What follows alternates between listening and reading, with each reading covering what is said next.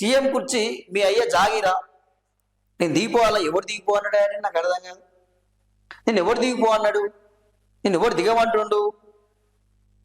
రేవంత్ రెడ్డి గారు నిన్ను ఎవరు దిగిపో అంటుండు? నీకు నువ్వే మాట్లాడుకుంటావు. అది నేను పరిపాలన చేయమని చెప్పి నీకు ప్రజలు అవకాశం ఇచ్చారు.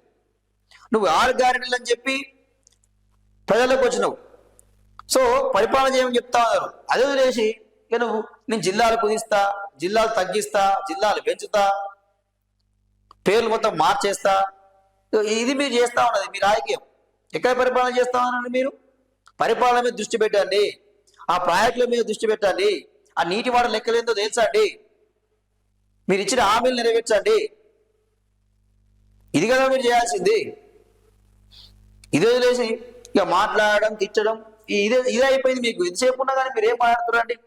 కేసీఆర్ ఇప్పుడు 26 ఏళ్ళు అయిపోయింది. అంతకుముందు ఎలక్షన్లో వదిలేదాం. ప్రభుత్వం ఏర్పడిన తర్వాత కూడా మీరు కేసీఆర్ కేసీఆర్ కేసీఆర్ అని చెప్పి నామ జపం చేస్తా ఉన్నారు. సో ఏ ఒక్క రోజు కూడా ఇక్కడ నిజంగా ఇక్కడ పెద్ద ట్విస్ట్ ఏంటంటే రేవంత్ రెడ్డి మాత్రం కేసీఆర్ ఏమంటారు మాట కేసీఆర్ పేరు ఎత్తకుండా ఆయన సభలో మాట్లాడు, అసెంబ్లీలో మాట్లాడు, ఎక్కడ పోయినా ఖచ్చితంగా కేసీఆర్ పేరు ఆయన తెలవాల్సిందే. మరి ఇక్కడ కేసీఆర్ చూస్తుంటే ఇంతవరకు కూడా ఒక్కసారి కూడా రేవంత్ రెడ్డి పేరు పలకలే. తెలంగాణ ముఖ్యమంత్రి రేవంత్ రెడ్డి పేరు ఇంతవరకు పలకలే ఆయన. మరి ఈయనకి ఎందుకంత? మీరు చక్కగా పాలించగానే ప్రజలు మమ్మల్ని తెచ్చుకున్నారు. 10 ఏళ్ళు ఎట్లా పాలించాలో తెలుసు. మీ పాలనలో ఒక్క ప్రాజెక్టు తేలే. 20 లక్షల కోట్ల బడ్జెట్ పెట్టి విద్యకు ఇచ్చింది 0. కనీసం గురుకులాలకు భవనాలు, స్టూడెంట్లకు బాత్రూమ్లు కట్టలే. ఎడ్యుకేషన్కే మా సర్కార్ తొలి ప్రాధాన్యం. 1000 కోట్లతో ఇంటిగ్రేటెడ్ స్కూల్స్ కడుతున్నాం. నడుము విరిగి ఫామ్ హౌస్ లోనే ఉన్న కేసీఆర్ నాకు శత్రువు కాదు, పేదరికమే తన అసలైన శత్రువు అని కామెంట్. పాలమూరులో ట్రిపుల్ ఐటీ భవనాలకు శంకుస్థాపన అంటూ మనం చూస్తా ఉన్నాం. అంటే ఇక్కడ ఏమంటా ఉన్నాడు అంటే ఎడ్యుకేషన్కే మా సర్కార్ తొలి ప్రాధాన్యం అని చెప్తా ఉన్నాడు. ఈ రోజు మీరు ఎడ్యుకేషన్కే మీరు ప్రాధాన్యత ఇస్తే ఇంకా కూడా ఫీజు రియంబర్స్మెంట్ కోసం విద్యార్థులు ఇంకా రోడ్డు ఎక్కేందుకు ధర్నా చేస్తా ఉన్నారు. ప్రైవేట్ స్కూళ్ళ విషయం చూసుకుంటే ఇష్టారీతిన ఫీజు వసూలు చేస్తా ఉన్నాయి. ఎల్కేజీ అని చెప్పి, యూకేజీ అని చెప్పి, నర్సరీ అని చెప్పి లక్షల రూపాయల ఫీజు వసూలు చేస్తా ఉంది. మీరు ఇంతవరకు ఫీజు నియంత్రణ ఎందుకు చట్టం చేయలేకపోయినరు? ఎందుకు కట్టడి చేయలేకపోయినరు? దాంట్లో మీరు చేసింది ఏంది? ఒక పక్క చూస్తుంటే గురుకులాల్లో ఫుడ్ పాయిజన్ అయి చనిపోతా ఉన్నారు విద్యార్థులు. అది బీసీ గురుకులం అయితేంది, ఎస్సీ అయితేంది, ఎస్టీ అయితేంది, మైనార్టీ అయితేంది, ఏ గురుకులాల్లో చూసుకున్నా కానీ విద్యార్థులు ప్రతిరోజు ఎక్కడొక వార్త వస్తూనే ఉంది. ఫుడ్ పాయిజన్ అయి చనిపోయే పరిస్థితి ఉంది. కడుపు నొప్పి లేస్తా ఉన్నది. చాలా మంది పురుగులను పెడతా ఉన్నారు, కులిపోయిన కూరగాయలు వండుతా ఉన్నారు. దాంతో విద్యార్థులు కొంతమంది ఇక్కడ ఉండలేం బాబోయ్ అంటూ ఇంటి పడబడతా ఉన్నారు. మీరు ఏం ప్రాధాన్యత ఇచ్చినట్టు? మీరు విద్యకు ఎక్కడిచ్చినట్టు? మీరు నూతన విద్యా పాలసీ తీసుకొస్తామని చెప్పారు. ఎక్కడ తీసుకొచ్చిన పాలసీ ఏమైంది? కార్పొరేట్ స్థాయిలో మీరు విద్య అందిస్తా అని చెప్పారు. ఎక్కడండి? ఎక్కడ అందించారు రేవంత్ రెడ్డి గారు? మీ మాటలకే, ఈ పొంకనాల మాటలకే, అందుకే పొంకనాలు అంటారు కదా, ఈ పొంకనాల మాటలకే ఉన్నారు మీరు. మాటలు మాత్రమే ఉన్నాయి, అభివృద్ధి శూన్యం. ఎక్కడండి మీరు విద్య ఖర్చు పెట్టేది చెప్పండి?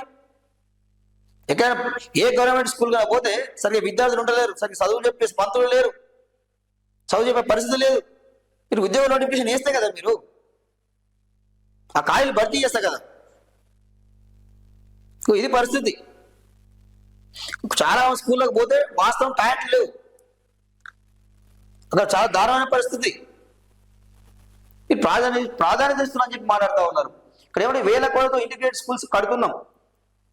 నడుము విరిగి ఫామ్ హౌస్ లో ఉన్న కేసీఆర్ నాకు శత్రువు కాదు అంటూ మనం చూస్తా ఉన్నాం. ఇక్కడ ఒక విషయం అంటే ఇక్కడ ఏమంటా ఉన్నాడు, ఇక కేసీఆర్ నడుము విరిగిపోయింది, ఫామ్ హౌస్ లో వాడుకున్నాడు, ఆయనతో నాకేంది, ఆయన శత్రువు కాదు అని చెప్పి మాట్లాడుతున్నాడు. నీకు ఆయన శత్రువు కాదు, శత్రువో మిత్రువు. అది ఇక మీరు ఈరోజు పేపర్ స్టేట్మెంట్ ఇట్లా మాట్లాడుకుంటారు. కానీ మీరు నిజంగా చెప్పండి. ఇప్పుడు మన అసెంబ్లీలో చూసినాం, ఇంకేమంటే సభా మర్యాద అంటారు. ఎదురు మాత్రం నమస్కరించుకుంటారుగా ఒకరికొకరు. బాగున్నారా, నీ ఆరోగ్యం ఎట్లుంది, నువ్వు బాగున్నావా, ఇదే కదా మీరు మాట్లాడుకునేది. కానీ ప్రజలను పిచ్చోళ్ళని చేయడానికి, ప్రజల మధ్య విద్వేషాలు రెచ్చగొట్టడానికి, కార్యకర్తల మధ్య పంచాయతీ పెట్టడానికి కదా ఇలాంటి మాటలు. దీనికే కదా నీకు అవకాశం ఇచ్చారు అభివృద్ధి చేయమని చెప్పి. అభివృద్ధి చేసి చూపించు, నీకు చేతులైతే ప్రాజెక్ట్ కట్టు చూపించు, తెలంగాణ అభివృద్ధి చేసి చూపించు, తెలంగాణ మూలగా తీర్చిదిద్దు. కేసీఆర్ కన్నా ఇంకా అభివృద్ధి చేసి చూపించాలి కదా నువ్వు. అది కదా నువ్వు చేయాల్సింది. అందుకనే నీకు ప్రజలు అవకాశం ఇచ్చింది. రైతు బంధు చేస్తున్నావు, ఇంతవరకు జనవరి దాటిపోతా ఉంది, నాట్లేసి ఇంతవరకు రైతు బంధు చేయలేదు నువ్వు, దాని గురించి ఆలోచన లేదు. మహిళలకు 25,000 ఇస్తా అన్నావు, ఇంతవరకు ఆ పథకం అమలు లేదు. అవాతాలకు పింఛన్లు పెంచుతా అన్నావు, నువ్వే కదా. 3,000 ఉంటే 4,000 ఇస్తున్నావు, 4,000 ఉంటే 6,000 ఇస్తున్నావు. అది లేదు, గతి లేదు. అదే పాత పెన్షన్లు ఇస్తా ఉన్నారు అవాదాతలకు. అదే వాళ్ళు ఏమంటున్నారు, అది కేసీఆర్ పింఛన్ అంటారు.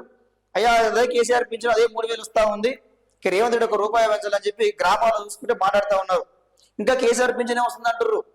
ప్రభుత్వం ఏర్పడి 2 సంవత్సరాలు అయిపోయినా కానీ ఈ రోజు అవ్వాతాతలు మాకు ఇంకా కేసీఆర్ పింఛన్ వస్తుంది అంటారు, రేవంత్ రెడ్డి పింఛన్ వస్తుంది అంటలేరు. సో అది అక్కడ విషయం. మేము ఫ్రీ బస్ ఇచ్చామని చెప్పారు, ఫ్రీ బస్ ఇచ్చి చూస్తున్నాం కానీ ప్రతిరోజు బస్సులో కొట్లాడుకుంటా ఉన్నారు. మహిళలే జుట్లు వీక్కొని కొట్లాడుకునే పరిస్థితి తీసుకొచ్చినావు. ఈరోజు అదే జరుగుతూ ఉంది. ఏమంటారు, పేదరికమైన అసలైన శత్రువు అని కామెంట్ చేస్తారు. అలాంటప్పుడు మరి పేదల సంక్షేమం కోసం బడ్జెట్ కేటాయించాలి కదా, వాళ్ళు అభివృద్ధిలో ముందుకు భాగస్వామ్యం కల్పించాలి కదా. ఈ అవలేసి ఈ మాటలు